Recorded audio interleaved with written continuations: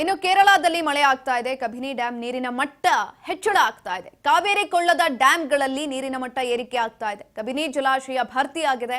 ಹೊರಹರಿವು ಕೂಡ ಹೆಚ್ಚಳ ಆಗಿರುವಂತದ್ದು. ಈ ಸಂದರ್ಭದಲ್ಲಿ ಮಳೆ ಎಲ್ಲೆಡೆ ಜಾಸ್ತಿ ಆಗ್ತಾ ಇದೆ. ಇಷ್ಟು ದಿನ ಮುಂಗಾರು ಮಳೆ ಕೈ ಕೊಟ್ಟಿತ್ತು, ಬರಗಾಲ ಸೃಷ್ಟಿ ಆಗ್ಬಿಡುತ್ತೇನೋ ಅನ್ನುವಂತಹ ಭೀತಿಯಲ್ಲಿದ್ರು. ಕಾವೇರಿ ಕೊಳ್ಳದ ಡ್ಯಾಂಗಳಲ್ಲಿ ನೀರಿನ ಮಟ್ಟ ಇದೀಗ ಏರಿಕೆ ಆಗ್ತಾ ಇದೆ ಮಳೆಯಿಂದಾಗಿ. ಕಬಿನಿ ಜಲಾಶಯ ಭರ್ತಿಯಾಗಿದೆ. ಹೊರಹರಿವು ಸಹ ಹೆಚ್ಚಳ ಆಗಿರುವಂತದ್ದು. ಕೇವಲ 4 ಅಡಿ ಮಾತ್ರ ಬಾಕಿ ಉಳಿದುಕೊಂಡಿದೆ ಕಬಿನಿ ಜಲಾಶಯ ಭರ್ತಿಗೆ. ಜಲಾಶಯದಿಂದ 500 ಕ್ಯೂಸೆಕ್ ನೀರನ್ನ ಕೂಡ ಜಾಸ್ತಿ ಆಗಿರುವಂತದ್ದು. ಕಬಿನಿ ಜಲಾಶಯಕ್ಕೆ 11,747 ಕ್ಯೂಸೆಕ್ ನೀರು ಇದೀಗ ಸಂಗ್ರಹ ಆಗಿದೆ. ಇಂದು ರಾತ್ರಿ ವೇಳೆಗೆ ಬಹುತೇಕ ಅದು ತುಂಬೋದು ಅಂತ ಕೂಡ ಹೇಳಲಾಗ್ತಾ ಇರುವಂತದ್ದು.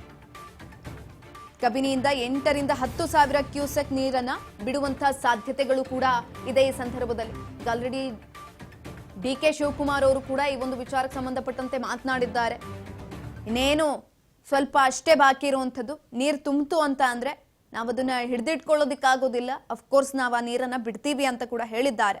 ಕಬಿನಿ ಜಲಾಶಯ ಭರ್ತಿಗೆ ಕೇವಲ 4 ಅಡಿ ಮಾತ್ರ ಉಳ್ಕೊಂಡಿರುವಂಥದ್ದು. ಮಳೆ ಜಾಸ್ತಿ ಆಗ್ತಾ ಇರೋದ್ರಿಂದ ಬಹುತೇಕ ಇಂದು ರಾತ್ರಿ ಒಳಗಡೆ ನೀರು ತುಂಬೋದು ಅಂತ ಕೂಡ ಹೇಳಲಾಗ್ತಾ ಇದೆ. ಕಬಿನಿ ಜಲಾಶಯಕ್ಕೆ 11,747 ಕ್ಯೂಸೆಕ್ ನೀರು ಒಳಹರಿವು ಹೆಚ್ಚಳ ಆಗಿರುವಂಥದ್ದು. ಬಹುತೇಕ ಇಂದು ರಾತ್ರಿ ಕಬಿನಿ ಜಲಾಶಯ ಡ್ಯಾಂ ತುಂಬೋದು ಅಂತ ಕೂಡ ಹೇಳಲಾಗ್ತಾ ಇದೆ.